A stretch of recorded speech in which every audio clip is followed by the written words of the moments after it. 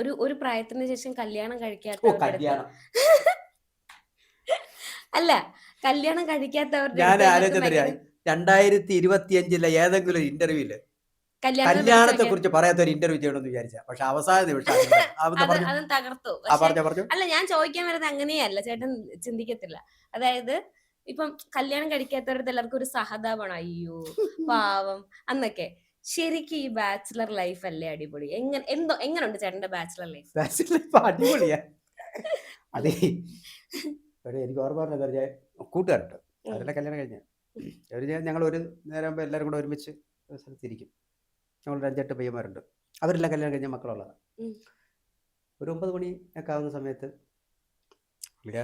വീട്ടിൽ കയറിയേ പറ്റൂ, വീട്ടിൽ കയറി അപ്പോൾ ഓക്കെ അല്ലേ, ശരി ഓക്കെ കാണാം, ഇത് വീട്ടിൽ കയറിയേ പറ്റുള്ളൂ എന്ന് പറഞ്ഞിട്ട് ഇനി അവിടെ ചെന്നില്ലെന്നുണ്ടെങ്കിൽ 8 മണിക്ക് വീട്ടിൽ കയറാൻ പറഞ്ഞത് ഇപ്പോൾ 9 ആയി, ഇനി ചെന്നില്ലെന്നുണ്ടെങ്കിൽ എന്നെ വെട്ടും എന്ന് പറഞ്ഞിട്ട് അവരെന്നെ പറയും, അളിയാ പിന്നെ നീ പെട്ടെന്ന് സെറ്റിലാവണം, കുടുംബമൊക്കെ വേണം കേട്ടാ, സെറ്റിലാവും എന്ന് പറഞ്ഞിട്ട് പോകും.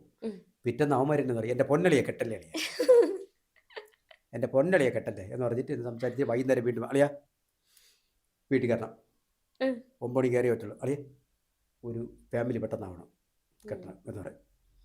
പിറ്റേന്ന് യവന്മാർ തന്നെ എന്ന് പറയും, പൊന്നളിയാ കെട്ടല്ലേ. ഇതിൽ ഏത് കേൾക്കണമെന്ന് കൺഫ്യൂഷൻ